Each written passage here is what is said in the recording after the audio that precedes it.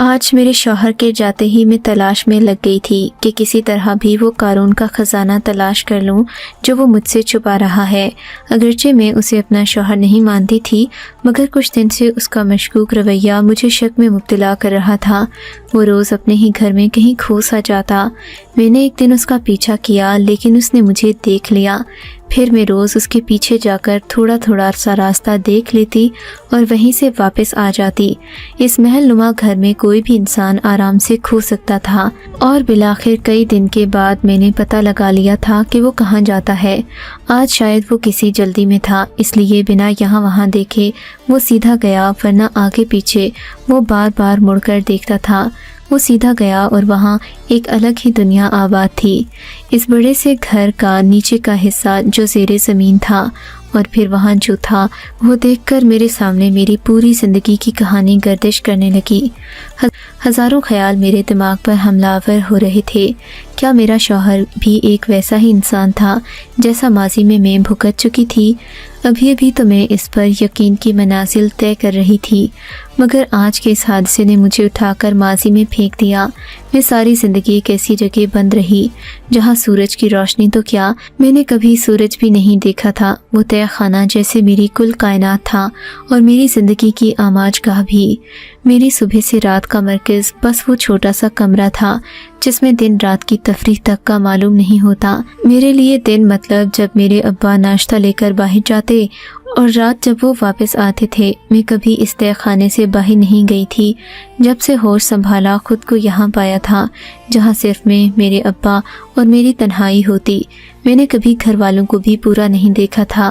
کئی آوازیں آتی جاتی تھیں جس سے معلوم ہوتا کہ باہر ایک الگ دنیا بستی ہے، مگر میرے لیے شاید وہ کوئی اور دنیا نہیں تھی، کوئی اور کہکشاں تھی جو میری رسائی سے بہت دور تھی۔ میں کئی بار اپنے ابا کی منتیں کر چکی تھی کہ ابا ہم بھی باہر جا سکتے ہیں، مجھے اور کچھ نہیں، بس سانس لینے کی اس فضا میں جہاں بہت شور ہے۔ میں نے تو کبھی کھلی ہوا تک محسوس نہیں کی تھی، بس گرمی کے موسم کے آنے کا پتہ پسینے سے چلتا اور سردی کا جسم کانپنے سے۔ مجھے اپنی بچپن یا اپنی زندگی کی کوئی بھی یاد کبھی ذہن میں نہیں آئی تھی جسے سوچ کر میں پل بھر کو مسکرا ہی دوں، کیونکہ میں ہوش سے لے کر اب تک یہیں تھی، اسی باہر دیواری میں جو مجھ غریب کا مسکن تھا۔ لیکن میرے ابا کی دنیا بس یہ نہیں تھی، وہ باہر بھی جاتا، کبھی کبھی آتے وقت آلو کے قتلے لاتا تھا۔ سارا دن وہ باہر رہتا، جانے کیا کرتا، جاتے وقت تالا لگا کر جاتا جو کبھی وہ نہ بھولتا۔ میں اکثر دعا کرتی کہ کاش ابا تالا لگانا بھول جائے، یا آج ایسا ہو جائے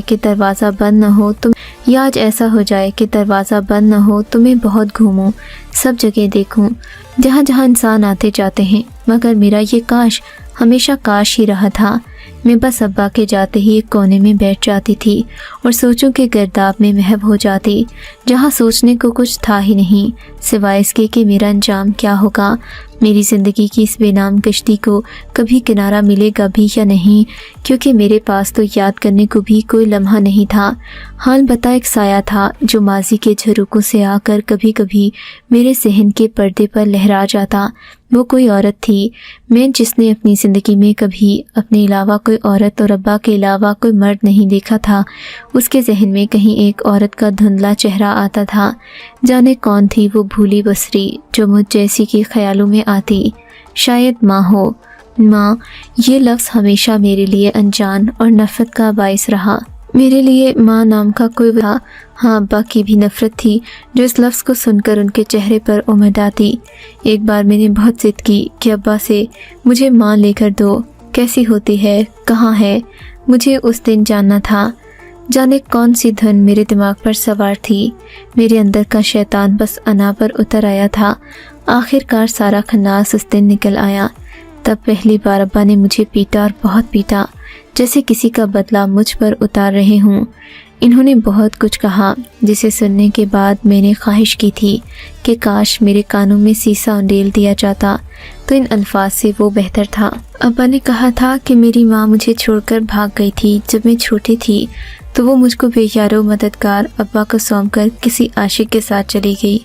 اس نے مجھے اور ابا دونوں کو اس بدنامی کی زندگی میں جھونک دیا۔ ابا نے کہا تھا کہ میں یہاں اس لیے ہوں کیونکہ مجھے لوگ کہیں گے کہ یہ ایک بھاگی ہوئی عورت کی بیٹی ہے۔ मैं भी भाग जाऊंगी, बेटी है, मैं भी भाग जाऊंगी जैसे मेरी माँ भाग गई। मेरे बाप के मुंह पर कालक मल कर, क्योंकि मैं मनहूस हूँ और मैं जिसने लोगों के नाम पर बस अपने बाप को ही देखा, वो इस बात पर यकीन भी कर गई थी। मैं इस बात पर ईमान ले आई थी कि अब्बा बिल्कुल ठीक कहता है। मुझे अब्बा से पता नहीं क्यों करहत आती थी, मगर अब वो मुझे ठीक लग रहा था। मुझे एक एहसास जुन ने आ घेरा कि मेरी माँ की वजह से मेरा बाप मजबूर हो बयान, और उस दिन के बाद से तो अब्बा को जैसे ही मौजू ही मिल गया था।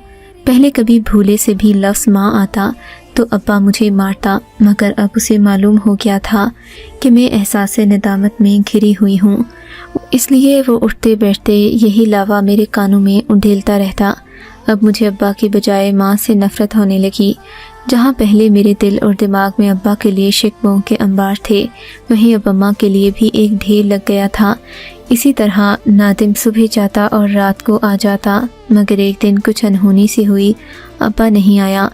वो जो हर रोज़ एक ही मुकर्ररा वक्त पर आ जाता था, वो नहीं आया, बल्कि उसकी जगह एक और शख्स अंदर दाखिल हुआ। ये मेरी ज़िंदगी का वो दूसरा मर्द था जिसे मैंने देखा था। ये वो पहला इंसान था जिस पर मेरी नज़र अब्बा के बाद पड़ी। वो खूबरू था। आज मुझे वो एक पल को मेरा मसीहा भी लगा, क्योंकि उसने वो तहखाना मेरे लिए खोला। लेकिन दूसरे ही लम्हे मुझे तशवीश ने आ घेरा कि आखिर मेरा अब्बा कहाँ गया। मैंने उसे अजनबी से पूछा तो उसने मेरे सवाल का जवाब देने की बजाय एक और कहानी सुना डाली कि वो मेरा शौहर था, और इस बात पर मेरा दिल किया कि मैं कह लगा कर हंसूं। मैं जिसने कभी रोशनी भी नहीं देखी थी, उसका शौहर कहाँ से आया। मैंने बहुत कोशिश की कि मैं मज़ाहमत करूं, लेकिन वो त्योहेकल आदमी था जो उस लम्हे मुझे कोई जल्लाद जैसा लगा, लेकिन सिर्फ़ एक लम्हे में। उस दिन वो मुझे वहाँ से ले गया और मेरी सुई सिर्फ़ यहीं अटकी थी कि अब्बा कहाँ गया। अब्बा कभी भी नहीं आया था, और जिसने अपनी ज़िंदगी में सिर्फ उसे ही देखा था, यही सोचती रही कि मेरे शौहर ने मेरे अब्बा को कुछ कर दिया है। मेरा शौहर मेरी ही नज़र में मुजरिम बन गया, मेरे बाप का मुजरिम, जिसने मेरी ज़िंदगी के इकलौते इंसान को गायब कर दिया। मेरे शौहर ने उस दिन मुझे वहाँ से ज़बरदस्ती लाने के बाद फिर कभी भी मुझ पर सख्ती नहीं की। मैं उसे कातिल कहती थी और झूठा भी, मगर उस मट्टी के माधु को कोई फ़र्क ही नहीं पड़ता। उसके तेवर 1 इंच भी नहीं बदलते थे, या शायद वो मुझे ज़िद करना चाहता था। मैंने कभी उसे शौहर का दर्जा भी नहीं दिया, मगर उसे इस पर भी कोई एतराज़ नहीं था। मैं उस अंधेरे तहखाने में रहकर एक जहनी मरीज़ा बन चुकी थी। मुझे रोशनियों से खौफ आता, मुझे इंसानों से डर लगता था। मैं अपने घर के मुलाजिमों से आराम से पानी तक नहीं। इन्हीं दिनों में एक और चीज़ महसूस की कि मेरा शौहर रात के वक्त घर में ही कहीं खो सा जाता था।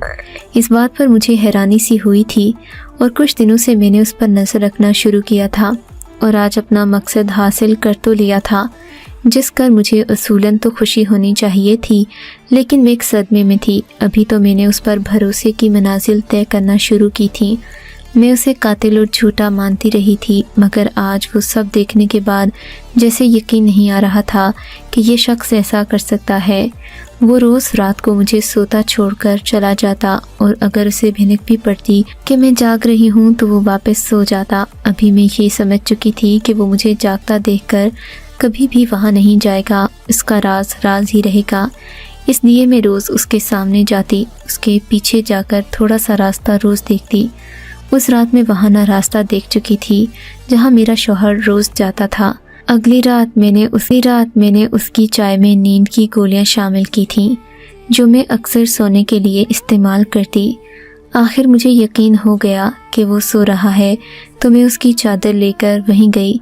चौकीदार ने मुझे देखा था, मगर मेरा शौहर मोमिन रोज़ यही चादर ओढ़कर जाता था, इसलिए चौकीदार ने मुझे नहीं रोका, और मैं एक छोटी सी एनेक्सी में आ गई जो हमारे घर के पीछे थी।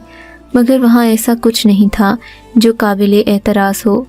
पर तभी मुझे एक अजीब सी चीज़ महसूस हुई। वहाँ एनेक्सी में एक किताबों का शेल्फ था जो खाली था और बिल्कुल नया ही था।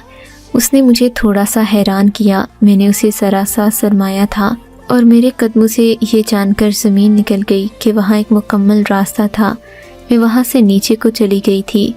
वहाँ एक ऐसी दुनिया आबाद थी जो मेरे लिए नई नहीं थी, बल्कि ये तकलीफ दह थी। मेरा माजी उस जगह से जुड़ा था, अब मेरा शौहर भी वहीं का बासी। ने कौन अंदर अपनी ज़िंदगी की कठिन सांसें वहाँ ले रहा होगा। मैं तो सोच भी नहीं पा रही थी कि मुझे वहाँ से निकालने वाला, रोशनी दिखाने वाला खुद एक ज़िंदगी को तारीक किए हुए है। मैंने उस दिन से इस बंद दरवाजे की चाबी की तलाश शुरू कर दी, जहाँ एक ज़िंदगी तारीकी की तरफ गामज़िन थी। वहाँ एक काठ कबाड़ के साथ एक वैसा ही कमरा था जहाँ मैं रहती थी, और उस कमरे के दरवाजे से निकलती रोशनी इस बात का सबूत थी कि वहाँ कोई मौजूद है।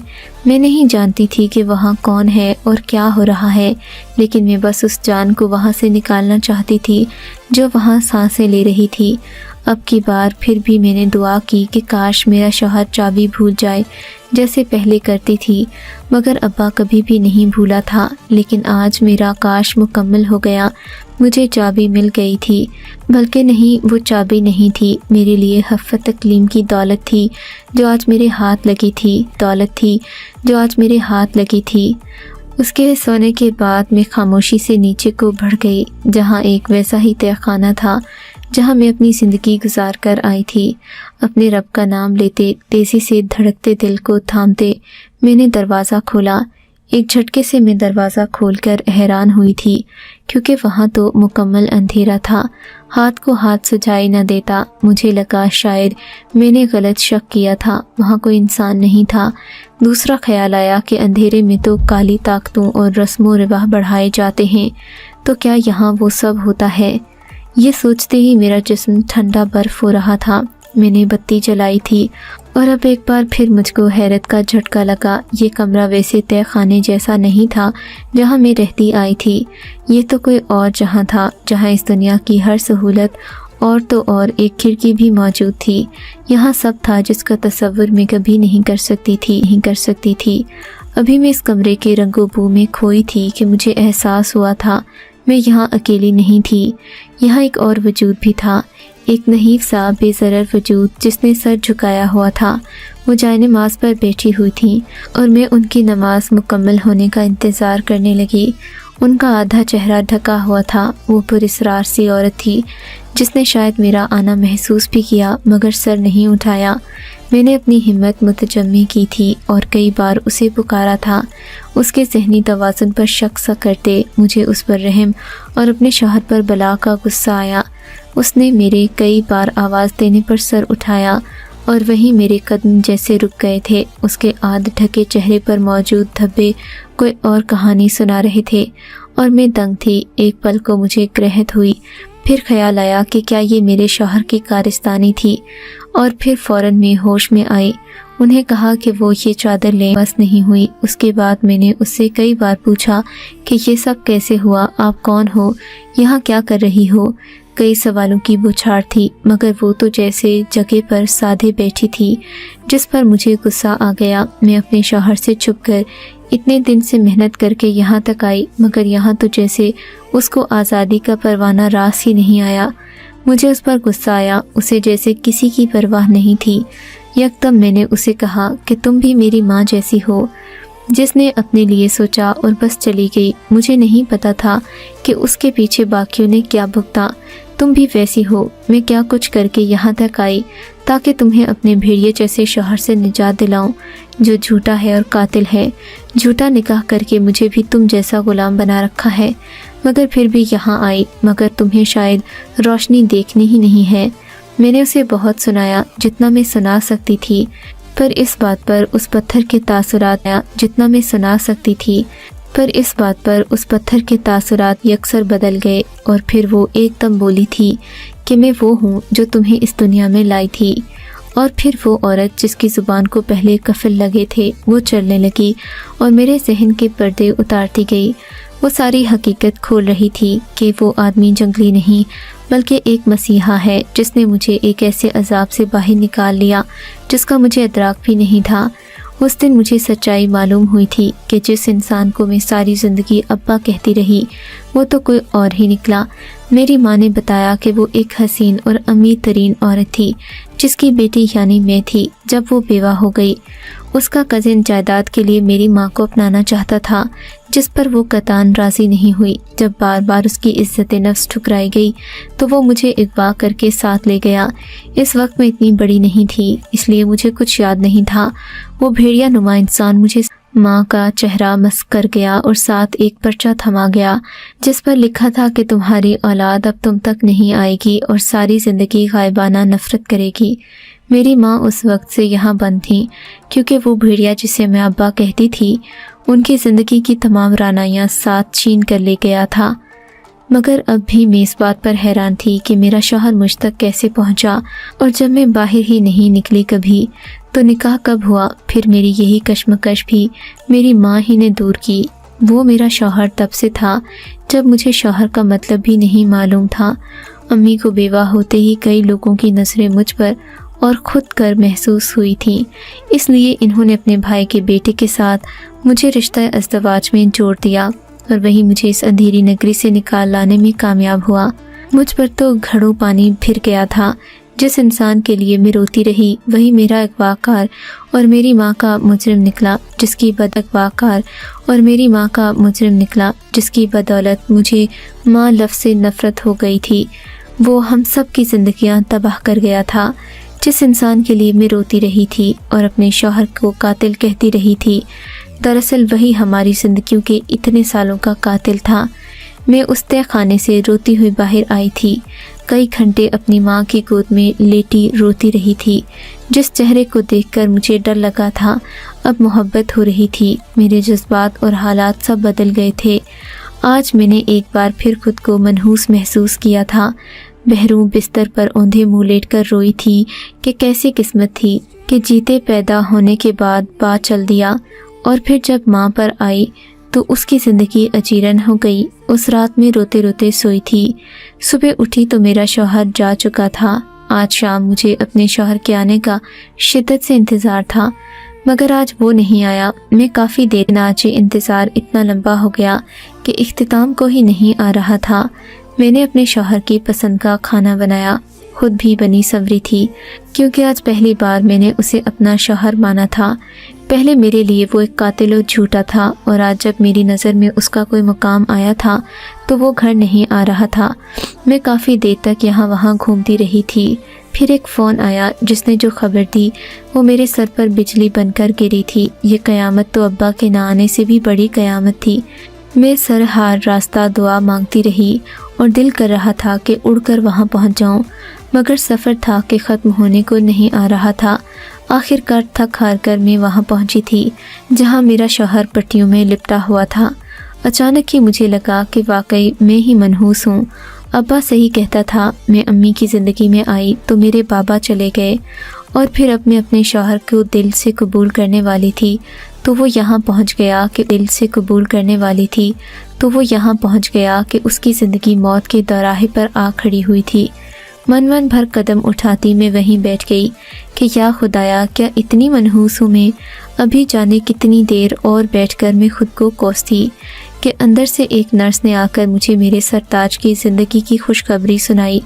मैंने उनकी खूब खिदमत की थी और कई सालों बाद मैं आज खुद को खुशकिस्मत समझती हूँ कि एक अंधेर तय खाने से निकलकर इस रोशनी के जहां में अपने महरम के संग आ गई। मेरी ज़िंदगी को जैसे पर ही लग गए थे। ये तमाम अरसा मेरी ज़िंदगी को बहुत कुछ हुआ। आज मैं 3 बच्चों की माँ हूँ। मैंने बीते सालों में अपनी माँ की ममता महसूस की जिसके लिए उम्र भर तशना रही, मगर 2 साल पहले वो हमें छोड़कर हमेशा के लिए जा चुकी हैं। कुछ दिन पहले मैं अपने बच्चों को स्कूल छोड़कर वापस आ रही थी तो एक बच्ची ने पीछे से मेरा बाया थाम कर रोका था। मैं उसे बाकियों की तरह मगर उसने मुझसे लिया कुछ भी नहीं था। उसने मुझे एक पर्ची थमाई और चली गई। मैं काफ़ी देर इस पर्चे को देखती रही। वहाँ एक अस्पताल का पता था और बेड नंबर दर्ज था। वो अस्पताल यहाँ से बिल्कुल 2 से 3 मिनट के फासले पर था, मगर मैं इसी कश्मकश में थी कि मैं क्यों जाऊँ। क्या ये पर्चा मेरे लिए ही लाई है? ये भी तो हो सकता है कि बच्ची ने किसी और के बजाय मुझे दे दी हो।